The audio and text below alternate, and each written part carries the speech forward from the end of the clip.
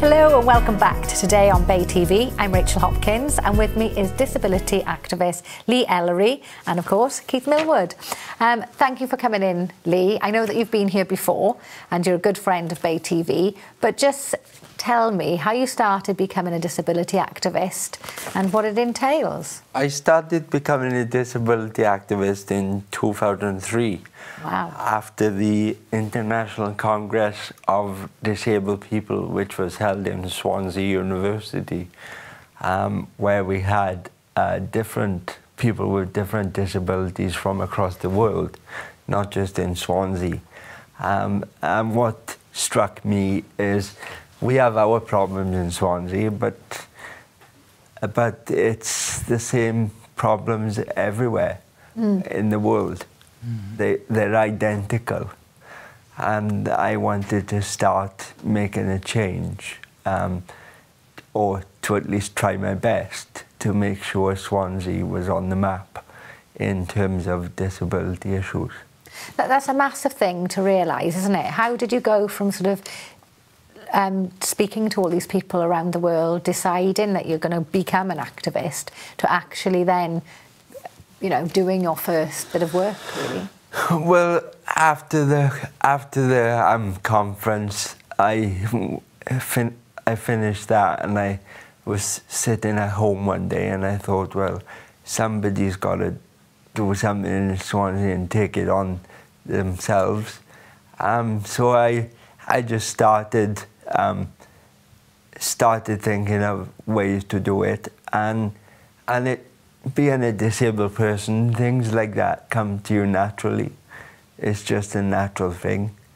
If you've got something you want to get off your chest, you've just got to do it. And you knew exactly what Swansea needed, as well, didn't you? It's got its own access group, which is Swansea Access for Everyone, so obviously that links into it as well. But also, you've got to do some research and some bits and pieces on your own. You just can't rely on sources of information come to you. This must take up an awful lot of your time.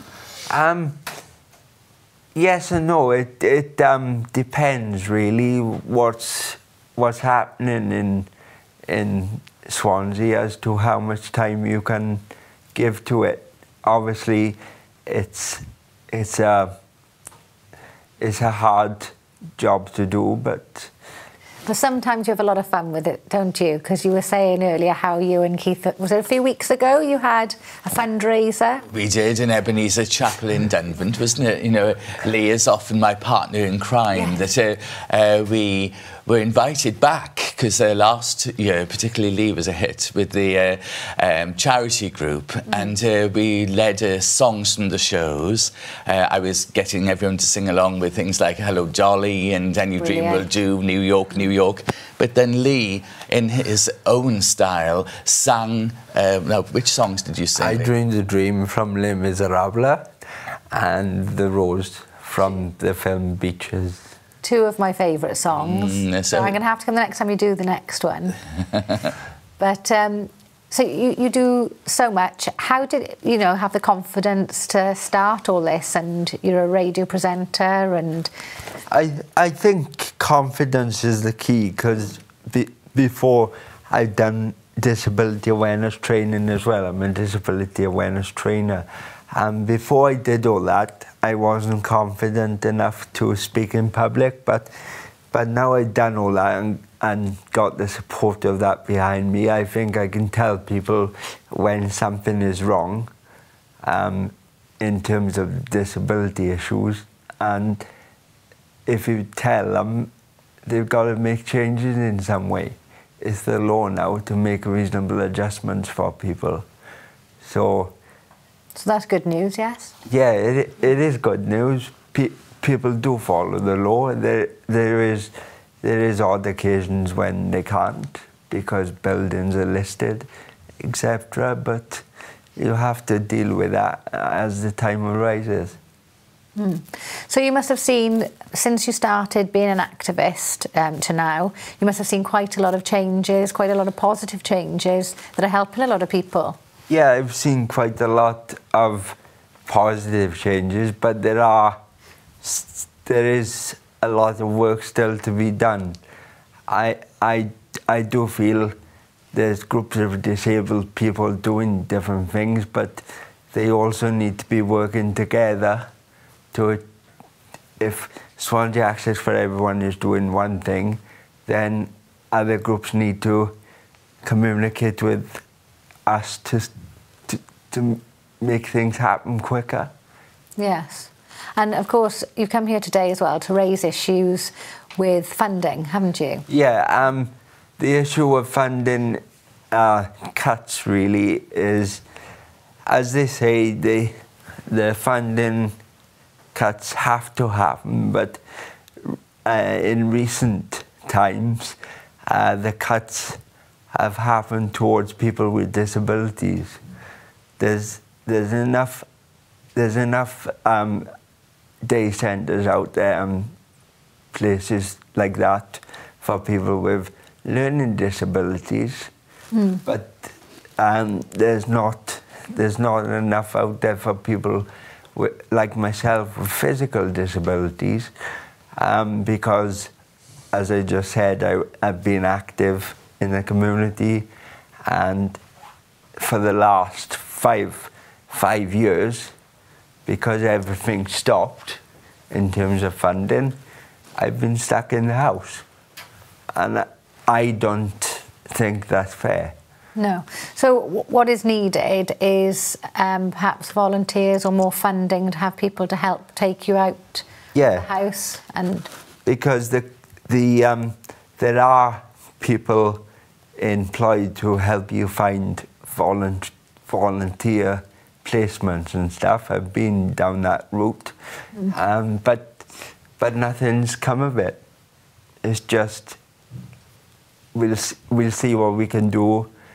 We have meetings to try and sort things out, but nothing's coming. no. And there's an article online on Wales Online saying there's already 4 million overspent in the council department, but it's only one quarter through the year, and they're hoping to bring that back. Yeah. So what does that mean to like yourself? It would mean a great deal, because then they could start putting it into stuff that I've just talked about, taking people like me out and about. They could make more provision in day centres, etc. Not just for physical not just for learning, but physical as well, because there's nothing there. And I think the sooner they bring the money back, it'll be better for everyone. Are you in touch with a lot of people in a similar situation, Lee, that feel the same and need to sort of work together?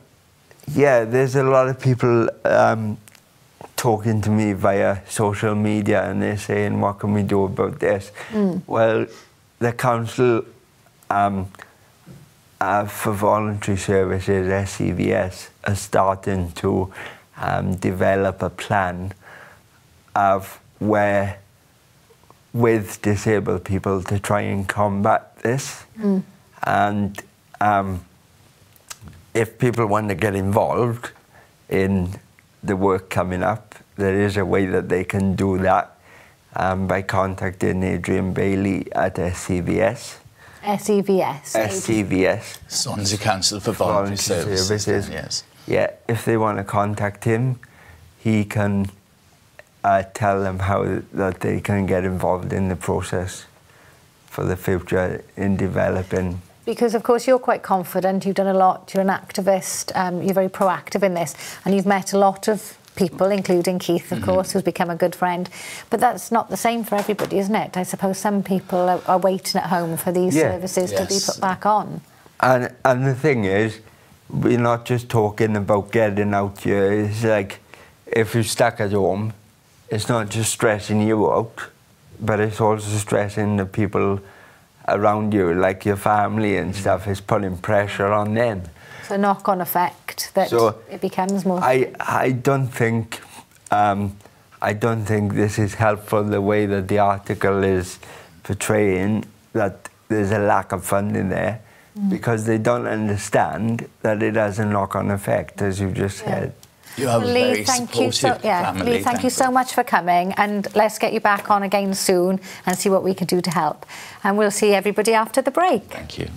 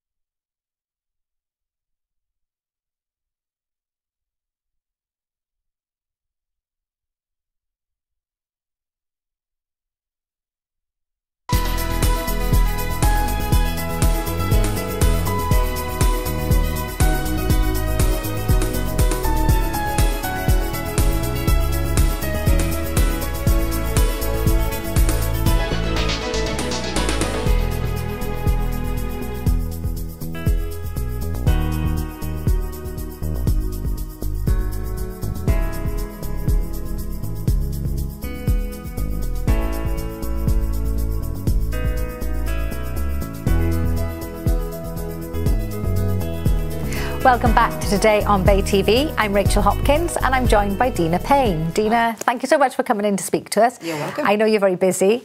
Back in Swansea again. Yes. You have been here before, and this time it's with Our House. Our House, yes.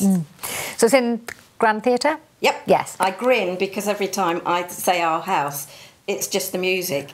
It's just, you know, it's inspiring and uplifting, and yeah, it's a great show. It does look a great show. So tell us a little bit about the story, and then we'll have a little look at some film, but the story's interesting. Well, the story is very interesting. I mean, I think when people see a Madness musical, they think it's actually all about the band. It's all about their music, and the writer, Tim Firth, is extremely clever and has written a brilliant story with a very big moral to it.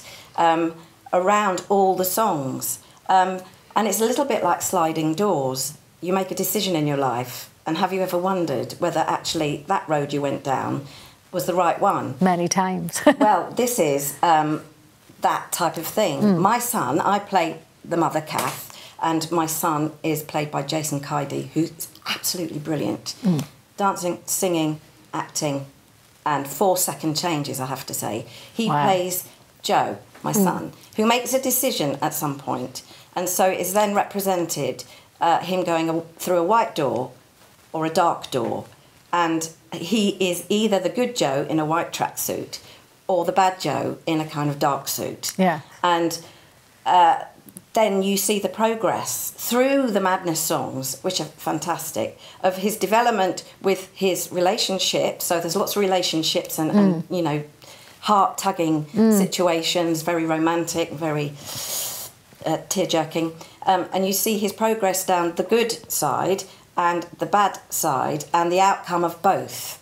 That sounds amazing. And it's very quick. It's very cleverly done by doors coming on, and he enters. And very well written by Tim Firth. Tim Firth is very, I mean, he wrote Calendar Girls, I was in that, and he's got this knack, and Kinky Boots he's written as well, and he's got this knack of being very fundamental with every single person's type of emotion that they would feel on all levels, and you can connect to everything, and it is appealing to everybody, from my 13-year-old niece to my 90-year-old mum, have all loved it. And it's won awards. It's won the Oliver Award, hasn't it? And you can see why. When it was in the West End, yes. Yeah. Should we take a little look so we can find out a bit more about it?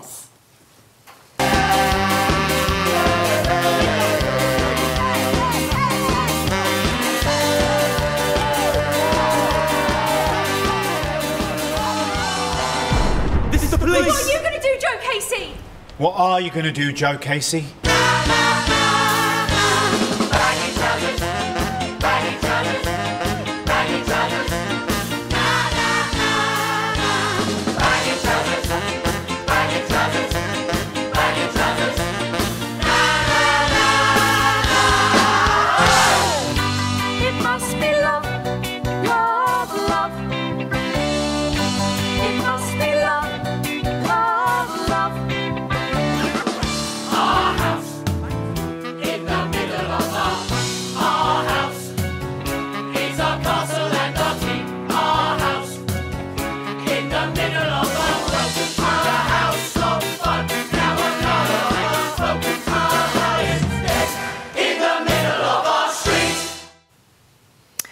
The music is amazing, isn't it? If you haven't heard Madness for a while, the minute it comes on... Yeah, it's one of those things where you think, like my older cousin, she said, oh, I don't know any Madness tunes. And she saw it, she said, do you know, I recognise every single one. It's been with us for so long, it's kind of integrated into society. And it's brilliant. And I have to say, the choreography by Fabian Eloise is so good.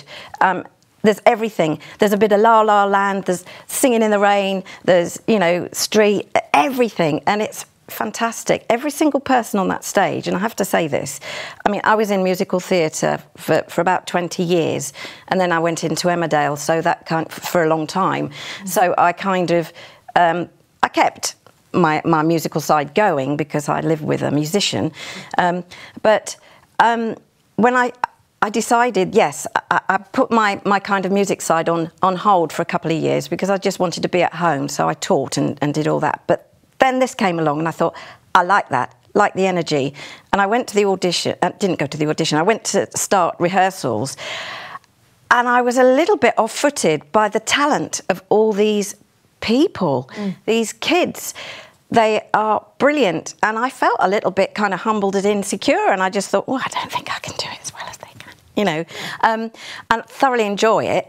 And I just take my hat off to all of them. They're all so brilliantly cast, and they all have parts as well, and the dancing is brilliant with Fabian. So, I mean, it's a must-see. It's a roller coaster of emotion, and as you said, it relates fantastic. to everybody in different ways. Absolutely, so, you know, the whole family can go, really. Yeah, there's emotion between mother and son, father and son, romantic. There's, you know, boy relationships, girl relationships, all tied in with this. It's so very clever. So, how long is it in the Grand Theatre for? Up until Saturday. This Saturday, there's a matinee and an evening performance. Yeah, and there's a matinee today. It must be quite tiring to do something with such high energy. Well, it's not for me, because I don't do all the big numbers, like baggy trousers. I couldn't possibly. But I do have a go on, you know, Wings of a Dove and things like that, which I thoroughly enjoy. Long background in dance. Yeah. Yeah, well, I was dance trained, and and dance is my sole expression. I love dance, you know. I love music because I can dance to it. I think even if people say they don't like dance, they don't mean it. They just don't like dancing in public. Yeah. Everybody loves music and dancing. If you're not good at it, you just do it. Yeah, absolutely. You know, in the house, don't you? Yeah, you can't help but shuffle your feet to this. It's great. Yes, yeah. So one for everybody to watch. Absolutely, yeah. So it's in till Saturday, and then where are you off then? How long's the tour for? We're at Blackpool next, and I believe, yes, we are up until the 25th of November, and that's High Wycombe. Yeah. Yeah, we're still on the road, yeah. So do you like touring? Well, I toured quite a bit before Emmerdale, and I was quite happy because I'd just had my son to do Emmerdale, and it was quite nice because I shifted all my family up north to North Yorkshire, because I'm a hands-on mum. Yes. So Will, my son, was 5 months old when I started Emmerdale, and he turned 25 last Saturday. So I hadn't toured much. When I came out of Emmerdale, I did... You were in Emmerdale for a while, weren't you? 18 years. Yes, gosh. And I toured with Calendar Girls for on and off for 2 years. And then I thought, no, that's enough now. I want to stay at home. So I did that. And this has come in about 18 months after my last tour. And with all good laid plans saying, never again, I couldn't help it, because this is such a good show and I'm so thoroughly enjoying it, that the touring's actually, I'm really enjoying the touring, and I've chosen some really nice places to stay, so it really helps. And my husband comes out towards the ends of the week, and so we have lots of things to look forward to. And and as you say, the storyline says, you know, decisions that you make. Yeah, this is one you could have regretted if you'd perhaps said, no, I'm just going to. Absolutely. But in this, it's the outcome of the decisions, you see. So I mean, you can't give too much away. No, I can't. I can't. But you're a Pilates teacher as well. You say you teach. Yeah. This must help sort of keep you in shape and for all the vigorous. Well, because I was dance trained and always have had dancing, I've always taken to doing something. Yes. Not manically. I never run. I never do things obsessively, because that's not my nature. I just gently do 2 or 3 classes a week of something, and always have. And I had a knee operation, got no cartilage in my left knee, so I couldn't really run around even if I wanted to, or do strenuous dance particularly. So I took to Pilates. And then when I kind of had... I decided and made a decision actually to stay at home and do things for me. I actually then qualified, which took quite a while, and it was quite intensive. People don't realise, no, they don't. It's not as easy as it No, it's like kind of being a doctorate of some sort. Yes. Yes. So I did that, and I also have been qualified as an aromatherapist and reflexologist since '89. You probably help everybody on tour, do you? Any little niggles? Well, I try to. I do, but I don't want to kind of, be too mumsy. But I'm there if they want me. Thank you so much for coming in, and best luck with the rest of the show. We've got to get to see our house at the Grand Theatre. Yeah, it's getting fully booked, so you must get in there quick. Thank you to all our guests today. Next on Bay TV, we have our afternoon matinee movie. Today it's the 1965 film The Big Valley, starring Richard Long.